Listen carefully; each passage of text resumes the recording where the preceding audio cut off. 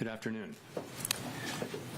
My colleagues and I remain squarely focused on achieving our dual mandate goals of maximum employment and stable prices for the benefit of the American people. The U.S. economy has been expanding at a solid pace. While job gains have remained low, the unemployment rate has been little changed in recent months, and inflation remains somewhat elevated. Today, the FOMC decided to leave our policy rate unchanged. We see the current stance of monetary policy as appropriate to promote progress toward our maximum employment and 2% inflation goals.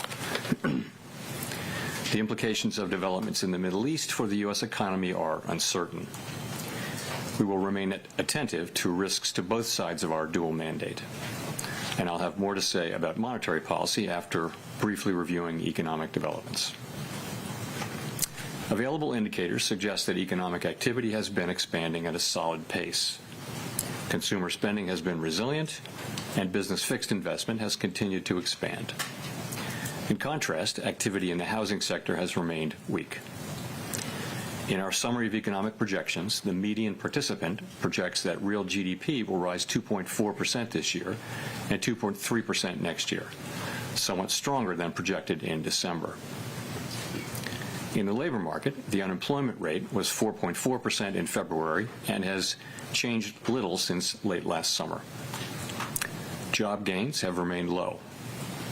A good part of the slowing in the pace of job growth over the past year reflects a decline in the growth of the labor force due to lower immigration and labor force participation, though labor demand has clearly softened as well. Other indicators, including job openings, layoffs, hiring, and nominal wage growth, generally show little change in recent months. In our SEP, the median projection of the unemployment rate is 4.4% at the end of this year and edges down thereafter. Inflation has eased significantly from its highs in mid-2022, but remains somewhat elevated relative to our 2% longer-run goal.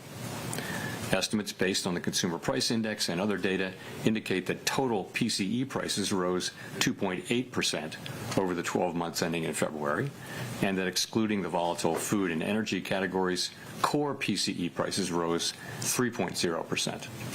These elevated readings largely reflect inflation in the goods sector, which has been boosted by the effects of tariffs.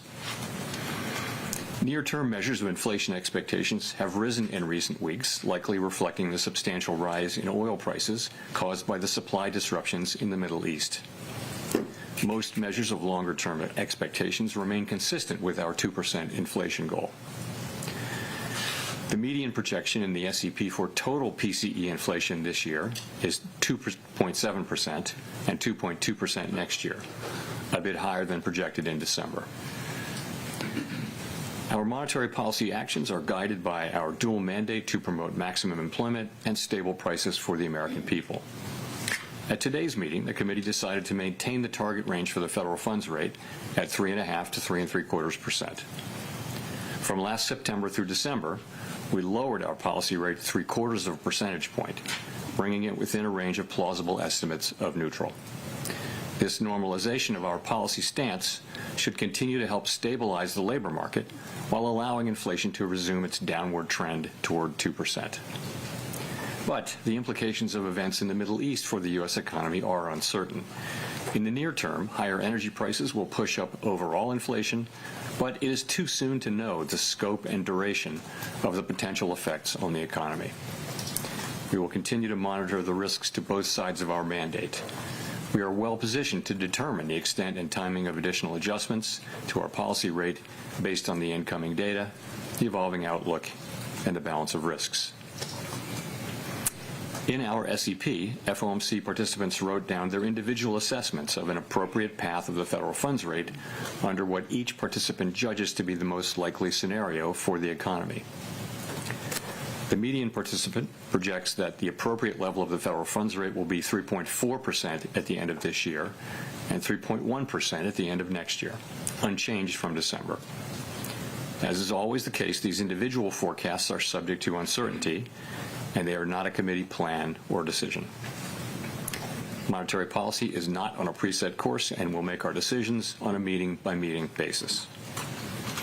To conclude, the Fed has been assigned two goals for monetary policy: maximum employment and stable prices. We remain committed to supporting maximum employment, bringing inflation sustainably to our 2% goal, and keeping longer-term inflation expectations well anchored. Our success in delivering on these goals matters to all Americans. We at the Fed will continue to do our jobs with objectivity, integrity, and a deep commitment to serve the American people. Thank you, and I look forward to your questions. Thank you. Colby Smith of the New York Times. There's been some debate about whether the Fed should look through the inflation that will come from higher oil prices stemming from the Middle East conflict. Is that the right approach at this juncture? And to what extent does the fact that inflation has been above target for roughly 5 years now influence the committee's thinking around this? So, first, let me say we're well aware of the performance of inflation over the last few years and how a series of shocks have interrupted progress that we've made over time. And that happened most recently with tariffs, and now there will be some effects on inflation coming forward. The thing that's really important that we see this year is progress on inflation through a reduction in goods inflation as the one-time effects on prices of tariffs go through the system, go through the economy. That's the main thing we're looking for going into this exercise. And we need to be seeing that to sort of understand that we actually are making progress, because on net we didn't make progress. And if you look at total core inflation, it's about 3%, and some big chunk of that, between 1/2 and 3/4, is actually tariffs. So we're looking for progress on that. The question of whether we look through the energy inflation doesn't really arise until we have kind of checked that box. It, of course, is kind of standard learning that you look through energy shocks, but that's always been dependent on inflation expectations remaining well anchored. And I think now it's also dependent on what you mentioned, which is that broader context of 5 years now of inflation above target. We have to keep all of those things in mind, and the question of looking through when it does arise will be one to approach not lightly, but in the context that you mentioned. And just on the S&P, can you help us make sense of why there is still a bias to cut for most officials this year, despite the upward revision to headline and core inflation and the essentially unchanged forecast for growth and unemployment? Just curious, kind of what's the genesis behind the need? What's the need for the cut? Yeah, so there are 19 people, and so 19 reasons, 19 individual submissions. And if you notice, the median didn't change, but there was actually some movement toward a meaningful amount of movement toward fewer cuts by people. So 4 or 5 people went from 2 to 1, let's say, 2 cuts to 1 cut. And each person has individual, stories behind what they want to do. But essentially it is that, the forecast is that we will be making progress on inflation. Not as much as we had hoped, but some progress on inflation. It should come as we start to see in the middle of the year progress on tariffs, going through once and then tariff inflation coming down. We should be seeing that. And, the rate forecast is conditional on the performance of the economy. So if we don't see that progress, then you won't see the rate cut.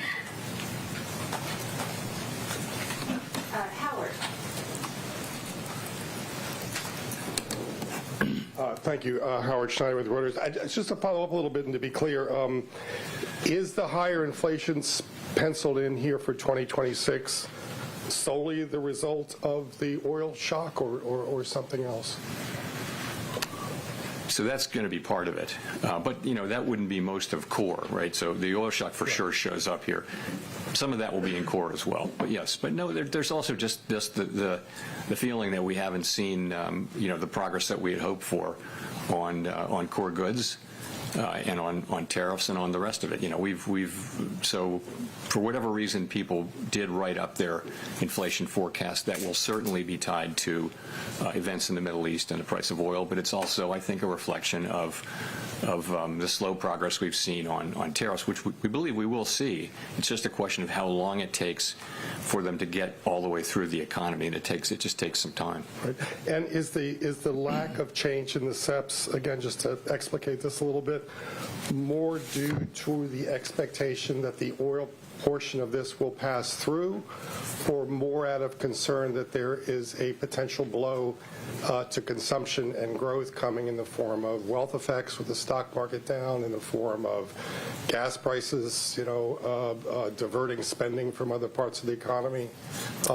So I didn't get the second part of your question. That consumers are going to be potentially diverting money to gasoline from other parts of the economy. There could be a growth shock or a redistribution of spending there that can hit consumption, wealth effects as well. I guess I'm wondering, is the rate forecast not changing because you think the oil shock is going to be temporary, or because you want to be sure you're positioned in case growth starts to slow? So the thing I really want to emphasize is that nobody knows. The economics effect could be bigger, they could be smaller, they could be much smaller or much bigger. We just don't know. So people are writing down something that seems to make sense to them, but have no conviction.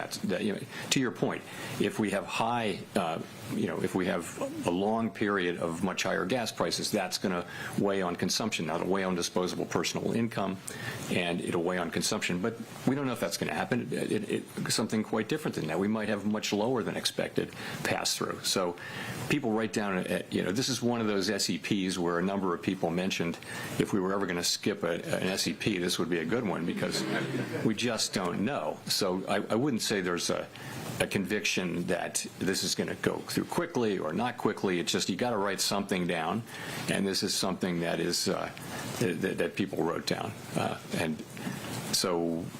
We don't debate how long. How do you do that? We wouldn't be able to debate what the length of or size of these effects would be. We just have to kind of make an individual statement. And also, what you've written down before you'll be reluctant to move too far away from that, just because you don't know. It's so unclear what the direction from this particular end will be. Meanwhile, the growth has been solid, and inflation, the overshoot is mainly from the goods and tariffs.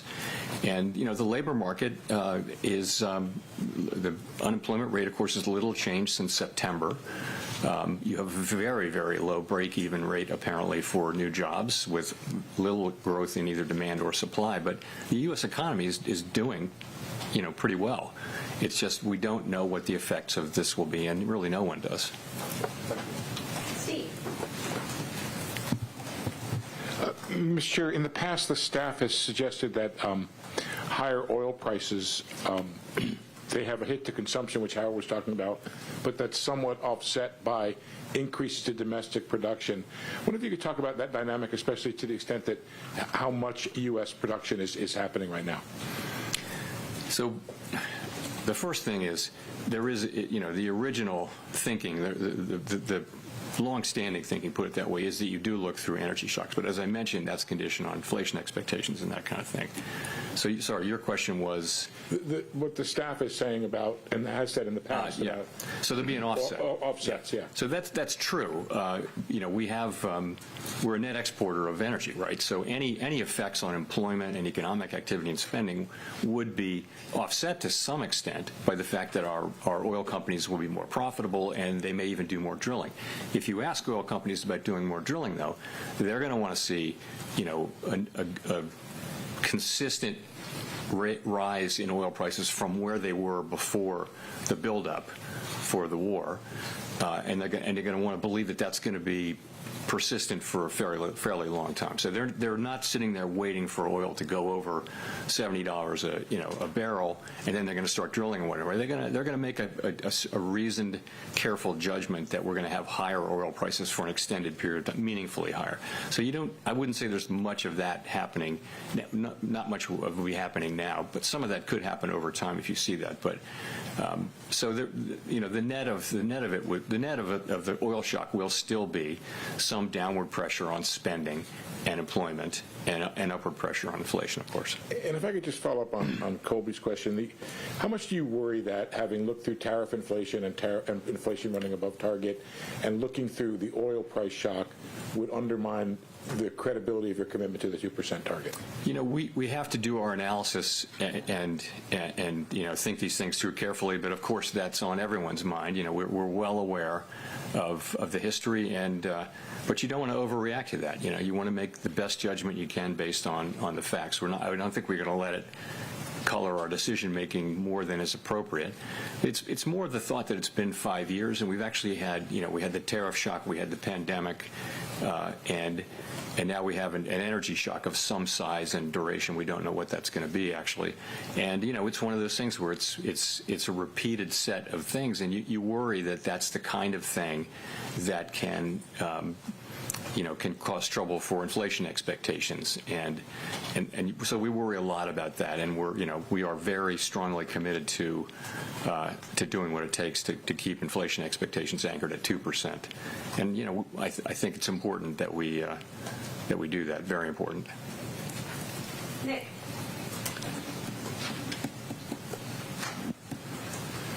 Nick Tamaros, Wall Street Journal. Chair Powell, you've described monetary policy as modestly restrictive. If the unemployment rate is roughly stable, inflation moving sideways in the high twos, with an ongoing overshoot in services and non-housing services, not just goods, and the economy doing fairly well, as you just outlined, what gives you confidence that inflation returns to target over the next couple of years?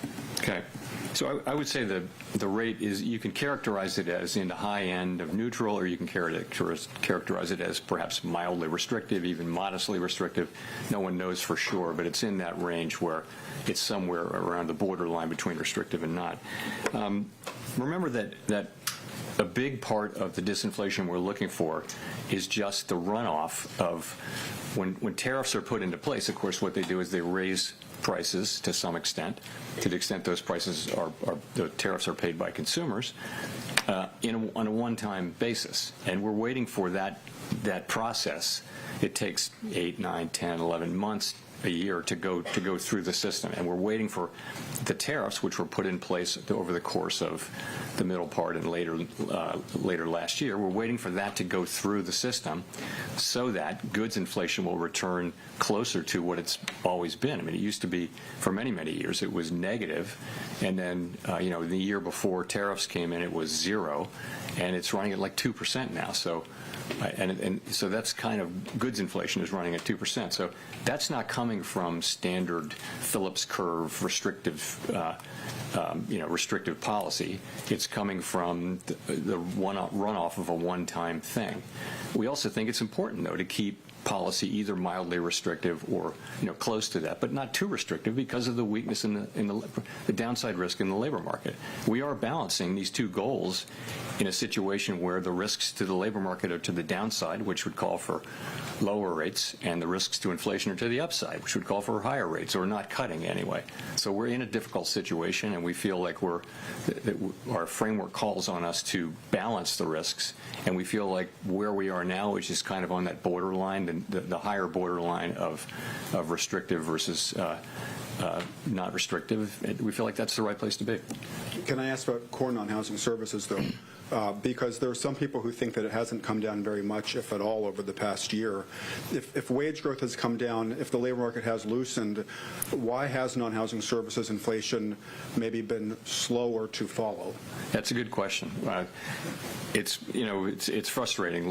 Non-housing services they basically moved sideways for a year. They're at the same level, and we do expect that they will come down. But it's a bunch of idiosyncratic things. But at the same time, that is one of the things we should be seeing, because to your point, the labor market is clearly not a source of inflationary pressures, and that should really matter for non-housing services, but we're not seeing progress there. So we do, what we expect for next year is what we want to see for this year, rather, is continued progress on housing services, finally seeing that the goods inflation come back down because the one-time effects of tariffs are through, and then also get some help from non-housing services. That's what we'd like to see, but it's a good question why we didn't see much of that last year.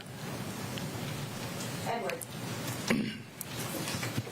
Thanks, Chair Powell. Edward Lawrence with Fox Business. So in December, we saw employment numbers revised down to negative 17,000. January revised down. February posted a loss of 92,000. Is the employment side a far greater risk than the inflation side? Because we are seeing inflation, CPI is close to 2%. PCE has ticked down overall. It's really, I wouldn't say that. I wouldn't say that that's clear at all, that one is more at risk than the other. So you can point to the unemployment rate being stable, and in a world where both supply and demand for workers have come down very, very sharply over the course of the past year due to immigration policy largely. A ratio is going to be a better thing to look at than job creation, for example. So, and the ratio is the unemployment rate, and it's been stable since September. So that tells you that. Inflation, you can. We're at 3.0% core. Inflation 2.8% headline. So we've been well above the 2%, that amount, whatever it is, 0.7, 0.8, or a full percentage point above 2% for some time. And that's a concern. We need to get back down to 2%. And we need to keep focused on that, even though we do now face some new inflation from energy. So I'd be hard-pressed to say that one of them is obviously more at risk than the other. And if I may, what happens if there's no Federal Reserve chairman confirmed on May 15th? Would you stay on? So if my successor is not confirmed by the end of my term as chair, I would serve as chair pro tem until he is confirmed. That is what the law calls for. That's what we've done on several occasions, including involving me, and it's what we're going to do in this situation. And while I'm at it, on the question whether I will leave while the investigation is ongoing, I have no intention of leaving the board until the investigation is well and truly over with transparency and finality, and I would refer you to the statement that was in the Fed's brief that you all have seen, and I won't have anything more for you on that. On the question of whether I will then continue to serve as a governor after my term ends and after the investigation is over, I have not made that decision yet, and I will make that decision based on what I think is best for the institution and for the people we serve. Figuring you probably were going to set the dominoes off there, Edward. And I'm not going to have any more to say on those issues, by the way. Thank you very much. Claire Jones from the Financial Times. People have drawn quite a few historical parallels with the current situation. We've seen oil price shocks in the past. Some people have said the first Gulf War and the Fed's response to that, where there was a focus on the growth risks, is the right parallel. To what extent would you agree with that, and to what extent do you think we're in a different place today? Thank you. It's really hard to say until we see the situation, the actual situation. In some circumstances, that might be the right case. In fact, for example, if we do see the kinds of disinflationary progress that we expect to see due to tariffs that I mentioned, I think it's hard to say, and it will depend to some extent on the size and duration of the effects we're seeing on prices, and it will depend a lot on what we can see in inflation expectations. And just one follow-up, if I may, just on the BLS report that was mentioned briefly there. It doesn't seem from the projections or from the comments you've made today about the unemployment rate and focusing on that your view on the labour market story, to a large part being a supply-side story, has changed despite the quite negative number in February. Would that be the right take, and was there anyone else in the room who thought differently, and that the February jobs report was cause for concern? So I think you have to take the two together. In a way, the January report was a positive surprise, and the February report was a negative surprise. If you put them together, you get something in the middle, and I think you have to really, as you do, I'm sure, realize there was a strike and there was weather, and that's about 80,000 of the negative effect total on the February report. Notwithstanding that, so what do you see if you take a step back overall? There are a number of indicators that suggest a degree of stability, but the thing that I think a good number of people on the committee are concerned about is just the very, very low level of job creation. If you adjust what has been the trend job creation over the past, let's say, 6 months, if you adjust that for what we think, our staff thinks, is the overstatement due to overcounting, effectively there's zero net job creation in the private sector.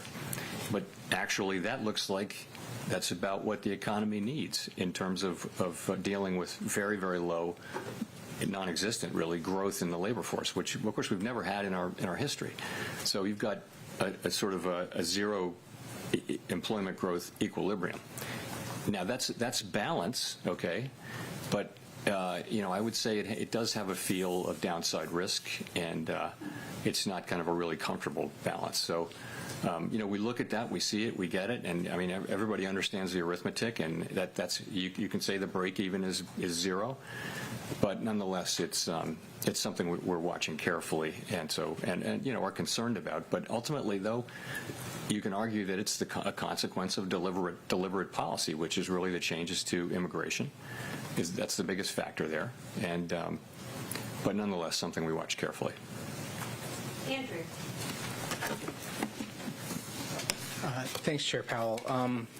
The economy's experienced a series of supply shocks in the last few years, COVID, tariffs, 2 oil price shocks. Do you think that is bad luck, or has something changed in the world that makes supply shocks more common, and does the central bank need to start taking account of the risk of supply shocks as a more common problem? We did go through a long period where the shocks were all demand shocks, and so we've had a lot of practice thinking about supply shocks in the last 4 or 5 years for sure. And it's just a very different thing, and a much more difficult thing, because it does immediately raise the question of tension between the two parts of our mandate. But has the world changed? I mean, COVID is a one-time thing, right? This energy supply shock is a one-time thing. It's not because of some broad tendency or anything, I don't think. And the oil shock with Ukraine was also a consequence of military action. So I don't know that the world has changed in a way that there'll be more supply shocks. But there's people have written that paper and that speech a number of times. A number of people have tried to make the case that is the case. And in fact, we have seen more supply shocks in the last 5 years than we've seen in many years before that. It's a fact. Okay. You said last year that the Fed was reviewing its communication strategies, including the SEP, as part of its framework review. Whatever happened to that? And I have like 5 follow-ups to that, but I guess, what would you change about Fed communications if you had the time? Thanks. What happened about that was not much, and I'll tell you why. So, we looked carefully at many aspects of the SEP and of our communications, and there weren't any ideas that had very broad support on the committee. And you don't want to make a change to your communications unless you have the committee behind that. So we didn't really make any changes on that. I had hoped that they had some things that I wanted to do, but they didn't attract broad support, and we'd already made all the changes we made to the framework. That was a critical thing. So we didn't. And, I wish we had been able to do some things, but we didn't. So maybe the next chair will take a look. I'm sure he will.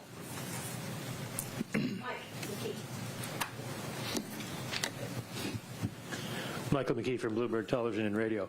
The minutes show in January some members of the committee wanted to include a two-sided guidance on policy. Was that discussed today? And given the rise in the inflation expectations, how much support for a two-sided policy warning would there be? So it did come up today. The policy the possibility rather that our next move might be an increase did come up at the meeting, as it did at the last meeting.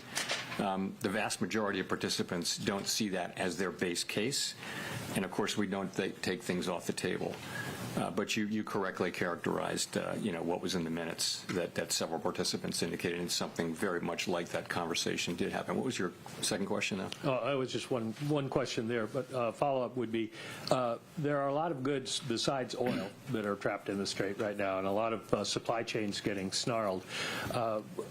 How much concern do you have about whether, if this becomes an inflation problem beyond just oil, whether there's anything you can do about it or would do about it, given the efficacies of monetary policy? You can worry about other commodities. You can worry about all of the ways that oil-related commodities go into manufacturing and that kind of thing. The truth is, it's completely out of our hands, and we just, like everybody else, we have to just wait and see what happens, and it'll come down to how long current situation lasts, and then what are the effects on prices, and then how do consumers react and that kind of thing. Really, I wouldn't speculate in any way, and there's really not a lot we can do other than kind of watch and see. Maria Luisa. Afternoon, Chair Powell. Maria Luisa Capurro with Bloomberg News. I wanted to ask you, you've said longer-term measures of inflation expectations reflect confidence that the Fed will get back to its 2% goal, but there are some colleagues of yours who have pointed to higher dispersion in household service, in business services as well. So, and that they take as a signal that inflation expectations may be less sticky than in the past. I'm wondering if there was a discussion around that at this meeting across the committee, and what were the views of what is the state of inflation expectations and the risks from higher oil and gas prices. So at this meeting, I mean, a number of people mentioned and staff briefed on short-term expectations having moved up quite a lot for reasons we understand well. But long-term expectations, you know, you can always find one that's troubling or some aspect of one that's troubling, but ultimately, right through this whole period, the overwhelming majority of the things we look to, including markets, including surveys of, you know, of the public and also of forecasters, they've all been pretty solid on longer-term inflation expectations being right where they need to be, consistent with 2%. So that continues to be the case. We didn't have a lot of conversation about that. I think everyone does agree that you know, we'll be watching those extremely carefully as we see the effects of the price increases come through from the conflict. And still on how the discussion went across the committee, before coming to this meeting, there were some members who were like discussing the risks of a slowdown in growth and at a time of where inflation remains high. It really doesn't seem that most members are penciling in a slowdown in growth. No. But has there been any discussion of the risks of stagflation at this point?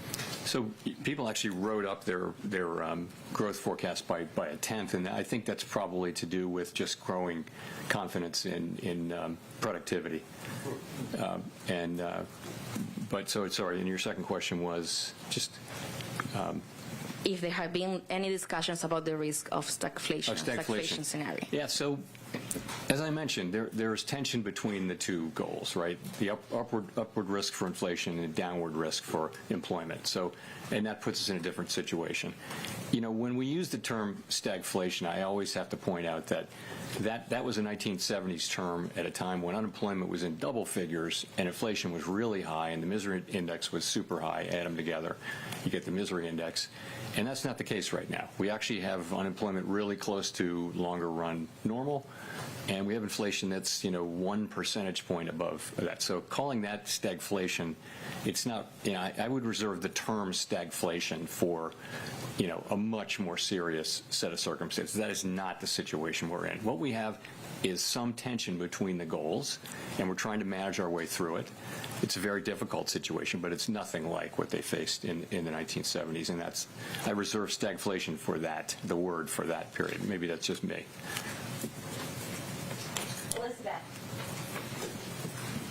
Thanks much. Elizabeth Schulze with ABC News. President Trump says that oil prices and overall inflation will go down very rapidly as soon as the war ends. Do you agree with that? I don't have a forecast on that. When we're thinking about the impact on American households, as you know, they've been facing these higher prices for years. They've seen an almost $1 increase in gas. How worried are you about households, especially lower income families, being able to afford those price hikes? And should people be bracing for higher costs, including for food now? We don't know how big these effects are going to be, and I don't want to characterize them in any way. Of course, people are already seeing gas prices. Gas prices are up almost $1 a gallon. We hope that isn't for a long period of time, and of course people will feel that, but I don't want to speculate about what that might mean, because honestly that would sound like I have some idea of what's actually going to happen, and I don't think anybody really does. We're going to see how this works out, and I just would leave it at that. Victoria. Hi, Victoria Guido with Politico. I just wanted to ask, for purposes of the next meeting, how the Middle East war develops between now and then, how are you thinking about what might guide action at your next meeting? I mean, if we have oil prices, above $100 a barrel the entire time until the next meeting, is that going to change your wait and see stance? Like, what would lead you all to move, or are you on hold pretty indefinitely? We'll have to wait and see. I mean, we always say we're going to learn more by the next meeting, and usually we do, but in this case we're going to learn a lot because we're going to learn 6 weeks to the day till the next meeting, and we're going to see whether what happens is it's going to be very important for the way the economy looks and the way the outlook evolves with what happens in the Middle East. That's going to be a big factor, and we'll know that then. I don't know how it's going to affect our thinking. I really don't. And we did talk about alternative scenarios a little bit, but it's just, I wouldn't bring that in here. It's very uncertain, and I just want to remember that we don't know, and we shouldn't assume it's going to be one thing or another. We're going to see. So is it a matter of you don't know how the situation itself is going to evolve, or even if things remain as they are, the economy could still remain relatively durable in face of them? Yeah, that's true too. No, I mean, the U.S. economy has just, made it's been strong through a whole bunch of challenges. I mean, if you go back to 2023 when we raised rates a lot in 22 and 23, and close to 100% of economists called for a recession, which didn't happen. In fact, 2023 was a really strong year. So the U.S. economy has really been just doing pretty well through a lot of significant challenges over the past few years. It's been amazing to see. And I don't know what's going to happen in the next intermeeting cycle, and I don't know what's going to happen in the Middle East. I wouldn't want to speculate.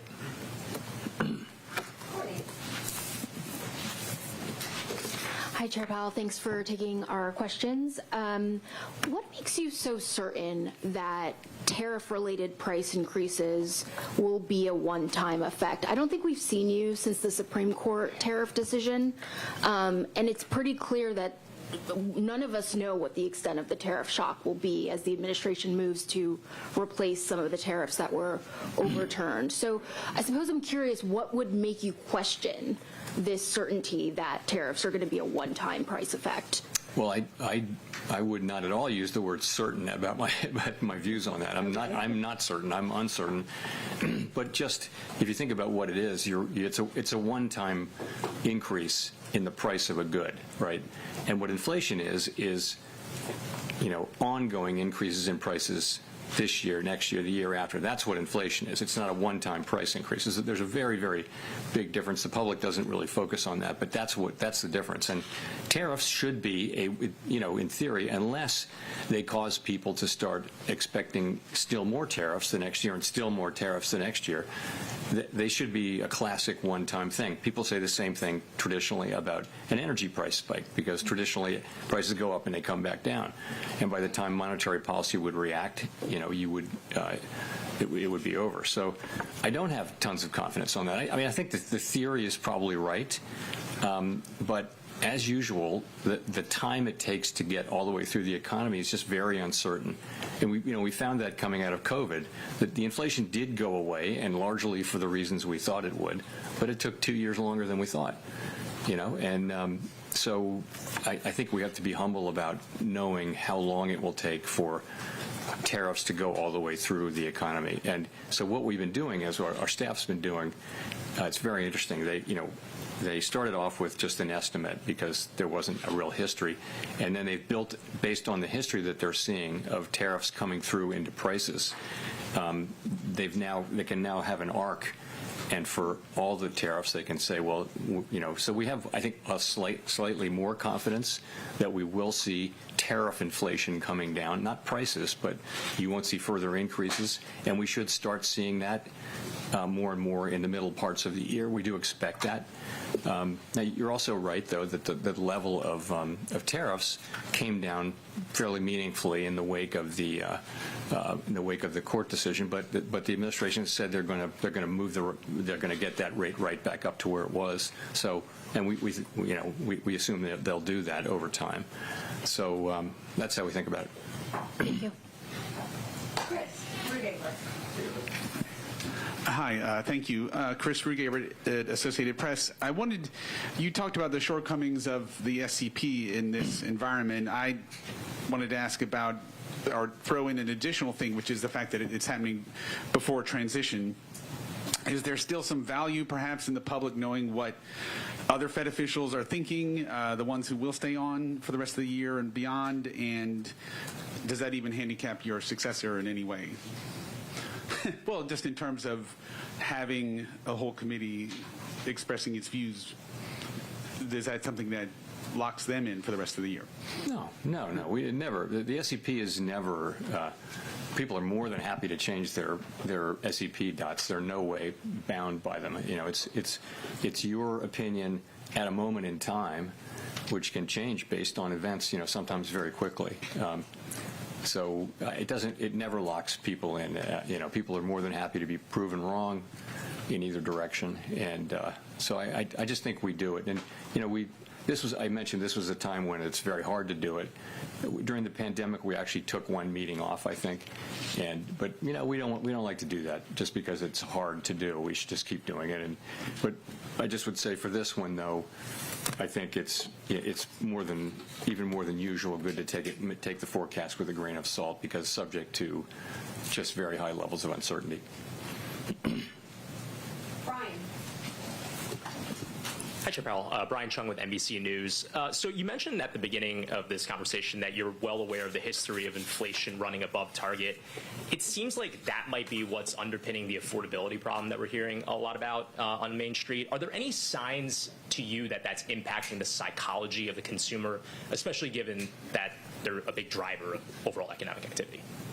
I'm not sure what that's all about, but I'll tell you what I think and what we see in surveys, and that is, there were big price increases all around the world, by the way, everywhere in countries like the United States had basically the same kind of thing. It was a global inflation coming out of the pandemic, and everywhere people are feeling like real wages have been going up in the United States now for 3 years, roughly.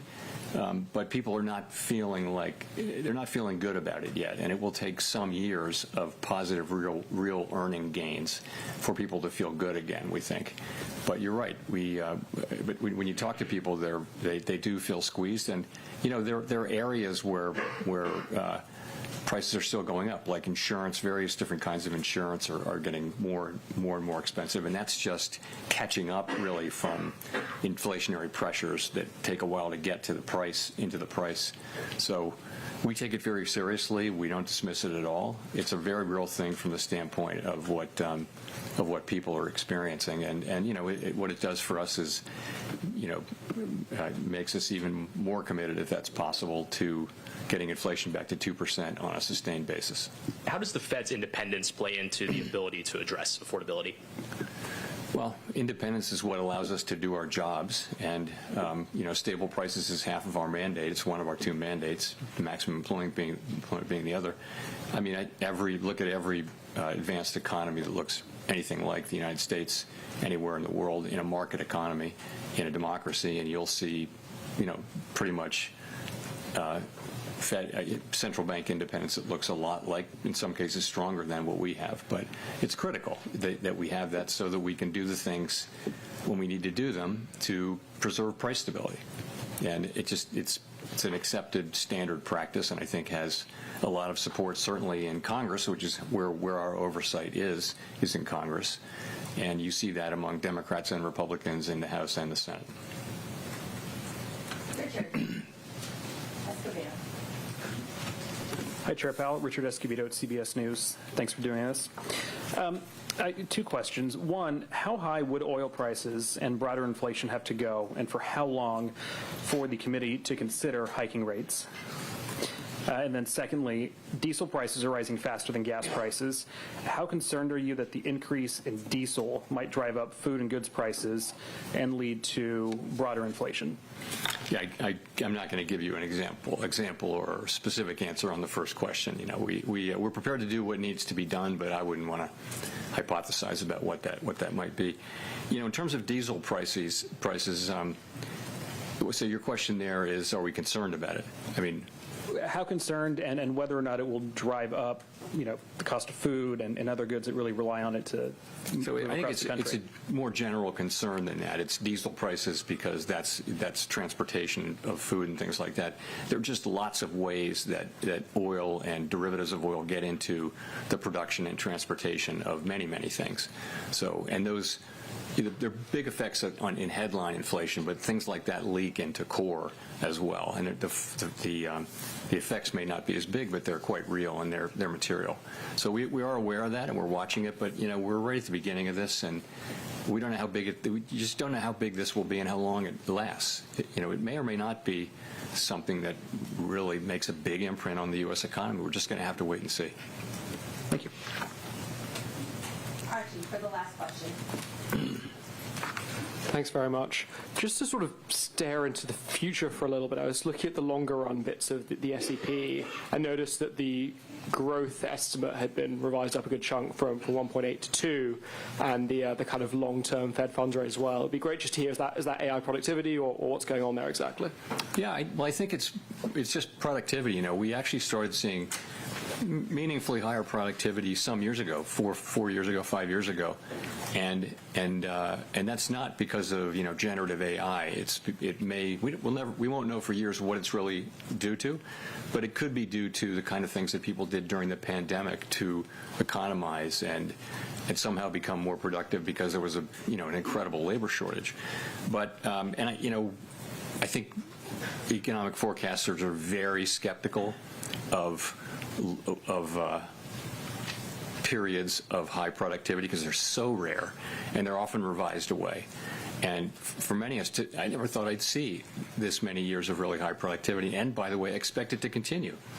And we haven't really started to see the effects of generative AI, and that should certainly contribute to that. So it's quite unusual, and it's this is the higher productivity is the thing that allows incomes to rise over time. And so it's a great thing. Was that your question? Yeah, no, I was just curious what lay behind that. And just briefly on that as well to finish up, you hear the argument a lot, this is a sort of disinflationary story, and if you believe that productivity thing, that should also weigh down inflation over time, maybe then kind of pull down where rates end up. Do you kind of agree with that line of thinking, or do you think that's not how you should think about where the rates I think you have to be cautious about that, in particular if you're talking about AI, about generative AI. So remember, in the short term, what's happening is we're building data centers everywhere, and that's actually putting pressure on all kinds of goods and services that go into building these things. So that's actually probably pushing inflation up at the margin. In addition, it probably raises the neutral rate. So in the near term, you're not looking at something that would immediately call for lower rates or that would be lowering inflation.